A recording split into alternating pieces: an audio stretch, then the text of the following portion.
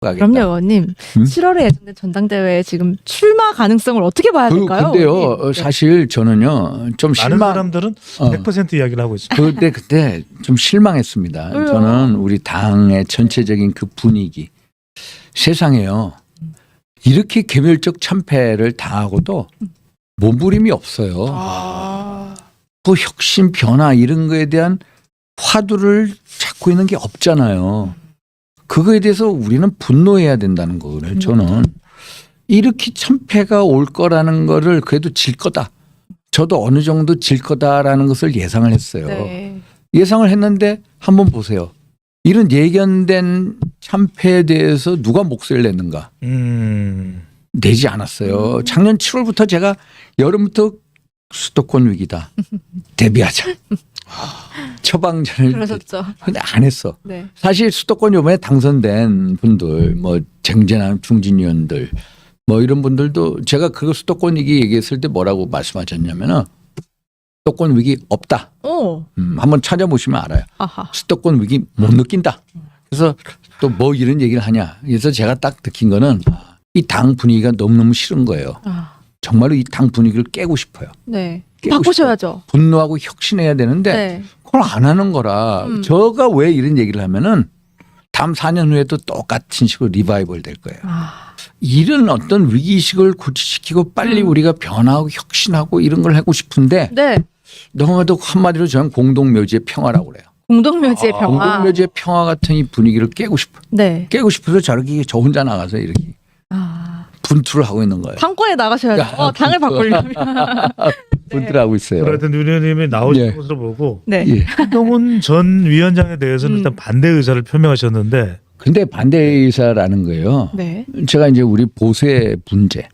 제가 이제 보수라는 거에 대해서 우리는 이제 많은 분들이 수구, 꼴통, 냉전 이렇게 생각합니다. 보수의 아버지라면 에드먼 버크가 18세기 때 보수주의라고 얘기했을 때는 예를 들어서 역사 전통을 중시하고 헌법 등 법 질서를 지키고 그다음에 개혁을 해 나가는 게 우리가 보수주의거든요. 네. 그런데 이 보수가 잘못되게 인식이 되고 있는 거예요. 사실 보수주의라는 게 그걸 아주 쉽게 설명. 내가 자유를 추구하는데 책임을 진다. 네. 보수는 책임지는 보수예요. 그래서 책임. 한동훈 전 위원장이 우리 당의 최고의 정책 자산 맞아요. 네. 그러나 한번 자세히 따져보세요. 우리가 지난 21대 국회 마지막 국회에서 가지고 있을 때의 의석수 113석이고요. 네.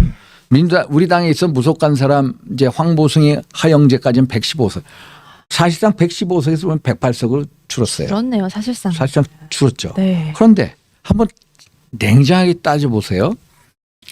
그러면 우리가 정권 심판론 바람이 불 거라는 건 다 알았어요. 그래서 우리가 비대위로 계속 갔잖아요. 비상대책위원회. 비상한 대책을 만들어 달라고 위원장을 모셨어. 네. 비대위원장을 모셨어. 그러면은 113, 115석에서 더 늘어야 되는데 더 줄었어. 네. 참패잖아. 네. 참패. 그러면은 지금은 책임질 때라는 거. 이게 제가 그러는 보수의 우리의 정확한 보수주의의 근거에서 말씀을 드리는 건데 네. 보수주의에서 그래서 한동훈의 시간은 아니라는 거예요. 그건 맞아요. 그러나 정치라는 것은 우리 현실 정치는 또 다른 면에 있잖아요. 네. 그래서 내가 나온다 하면 나오는 거고 안 나오면 안 나오는 거예요. 정치 주체는 자기가 결정하는 거예요. 그건 잘했다. 사실 이제 이게 야, 내 시간인데 아니라고 하는데 내가 잊혀질지도 몰라. 내가 이런 식으로 자명할 필요가 뭐가 있어. 나오야지. 이렇게 생각할 수도 있는 거예요. 네. 그건 본인이 결정하는 거예요. 예. 자기의 정치적 운명의 결정 주체는 바로 나. 알겠습니다. 자기라는 거. 한동훈 전 위원장을 이길 필성 전략을 어떻게 세우고 계시는지요? 네네. 전략이요? 아니 그거는 뭐 나간다 안 나간다 그게 이제 지금 2파전으로 보고 있습니다. 아니요. 그래서 아니어서 말을 못 하겠고요. 저는 정치를 하면서 가장 중요한 것은 정치와 권력에 대한 준비라고 생각해요. 준비 과정이 짧으면 짧을수록 그게 또 본인한테 이제 마이너스 작용하는 경우가 너무 많아요. 네. 황교안 전 대표님 제가 아주 친한 분인데 사실 2019년도 봄이죠. 1, 2월 달에 당대표로 오셨을 네. 때 저는 반대했어요. 권력에 대한 준비가 선행이고 권력에 대한 의지를 어느 정도 갖고 있느냐 네. 를 가지고 물으셨는데 결국 그분이 오셔서 대표를 그만두셨을 때 또 보면은 너무 들어왔을 때하고 네. 나가셨을 때 그 현격한 차이를 보여주지 않습니까? 그래서 정치라는 것은 권력에 대한 준비가 가장 중요해야 돼요. 네. 여의도 정치에서 승리하기 위한 게 뭔가 제가 혼자서 생각해 보면은 네. 권력에 대한 겸손이고요. 겸손. 권력에 대한 겸손이고 그리고 본인이 실력적인 준비. 김대중 대통령은 뭐냐면 서민의 의식, 네. 그 실용주의적 그랬죠. 서민 서생의 의식, 서생적 문제의식과 문제의식을 가지고 상인적 현실 상인적 현실 감각까지라고 했는데 저는 이런 권력에 대한 준비를 얘기하고 싶고요. 네. 그래서 전략이라는 것은 한마디로 진정성에서 나온다. 네. 진정성. 내가 궁즉통이다. 우리가 그 고전에 보면 궁하면 궁즉통, 통하게 돼. 한다. 그 준비, 여무는 과정 이런 것들이 필요하다는 그래서 말씀해 주셨어요. 지금 뭐 나간다고 안 되기 때문에 네, 잘 일단 들었습니다. 안 나가지는 않으시는 거예요. 그거는 모르겠습니다. 끈질긴 배 소장님의 예. 질문이었고요. 예. 짧게 하나 여쭤보면 예. 사실 석유가 매장돼 있다면 아하. 참 좋은 이야기인데 그게요. 액트 지원 논란이 이건 어떻게 보세요? 액트지오 논란이 이제 액트라는 게 아브레오라는 사람입니다. 빅토 아브레오. 아브레오 액트가 C 컨설팅 앤 트레이닝인데 이제 야권에서는 문제가 이제 그 1,650달러 영업 법인세를 내지 않았다. 조그만 회사다. 네. 휴스턴에 뭐 집 같은 데 가정집 뒀다. 같은. 예. 이걸 가지고 문제를 삼는데 우리가 이 직원이 한 14명 정도 세계 각국으로 나뉘어져 있고요. 네.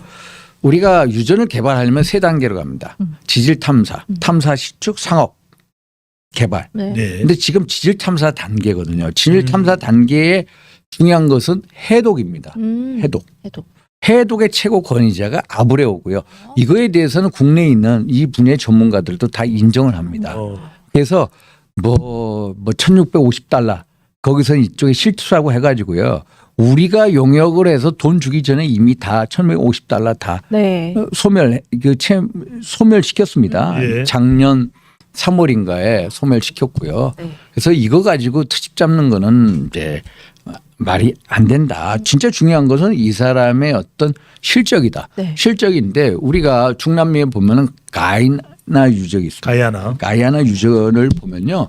여기 유전 개발한 게 1916년부터 합니다. 네. 1916년. 근데 유전 개발 여기다라고 딱 성공 가능성이 있다 느낀 게 2015년입니다. 2019년도부터 개발해요. 네. 그런데 원래 여기가 미국의 그 석유 회사 메이저 석유 회사 중에 쉘이라고 있어요. 쉘. 네. 쉘에서 하다가 안 되는 거예요. 십몇 년 하다. 그리고 엑슨모빌에 탐사권을 $1에 팔아요. 엑슨모빌이 해가지고 아브레오 박사를 영입해가지고 같이 하는 거예요. 그래서 여기서 스토리가 유전이 있군요. 발굴되는 거예요. 여기서 그 매장량이 얼마냐? 우리가 최대 영일 만에 유전량 석유가스가 한 75% 네. 나온다는. 여기에 매장량 총량이 얼마냐면은 이제 140억 배럴이라고. 그런데 가이아나 유전은 110억 배럴이에요. 110억 배럴. 그래서 크네요. 여기에 성공 가능성 16%고 우리는 20%라는데 아브레오 박사가 주장하는 것은 뭐냐? 이제 구조가 가이아나 유전의 구조하고 영일만 이 구조하고 비슷하다는 거예요. 너무 천연가스가 나올 가능성이 높다. 예. 그래서 여기는 아브레오 유전 16% 여기는 20% 책정한 거예요. 근데 우리가 그래서 한번 시추하는데 한 1억 달러 들어가요. 1억 그렇죠. 달러. 우리는 1,000억이라면 한 1억 달러 들어가는데 그래서 우리는 한 5번을 해서 연말부터 하겠다는데 야당에서 이걸 특집을 잡아 가지고 그렇죠. 계속해서 부르고 자료 요구하는데 다른 야당 그거 보면은 이게 이 유전이 만약에 개발되면 이 유전이 윤석열 정부 겁니까? 대한민국 겁니다. 국민이 그게 아니에요. 민당 것이 될 수도 있고 대한민국 것이 될 수가 있는데 정권을 누가 가지고 있다 대한민국 국민 전체의 건데 어떤 정책 시각으로 보지 말라. 그래서 이분들은 이재명 대표도 20% 80% 실패 아니냐 이런 식으로 얘기합니다. 네. 그럼 가이아는 유전 16%면 실패 가능성이 얼마입니까? 84%잖아요. 훨씬 실패 가능성이 높은데도 이루어져. 그러면요 우리가 북해 유전이라고 있습니다. 영국에 한 북해 유전은요 성공 가능성이 몇 %인지 아십니까? 얼마였어요? 3%였어요. 3% 북해 유전에서 그 석유를 이제 시추해서 뽑아내지 않습니까? 그러면은 국회의장 같은 경우에 이 시출 몇 번 해서 선거했는지 안 35번 실패하고 36번째 됐어요. 그 확률대로 나오는 거예요. 네. 한번 따져보세요. 거의 확률대로 맞잖아요. 그럼 영일만의 확률이 그 낮은 영일만의 확률이 되게 높은 거라는 거예요. 거. 국회의원 3%, 가야는 16%다 유전이 나온 거예요. 네. 20% 대단히 높은 거예요. 실패 가능성은 딴 데가 훨씬 높았는데 유죄이 나와서 내가 역으로 돌리는 거예요. 이재명 대표의 말씀을 역으로 돌리면은 실패 가능성이 가장 낮은 곳이 영일만. 오히려 영일만이다. 비교적으로 봐라. 그러네요. 확률. 이거를 꼭 우리 그 기사화 시켜주세요. 네. 부 기자님. 알겠습니다. 제가 오늘 또 하나 배웠네요. 요거를 꼭 기사화 시켜주세요. 네.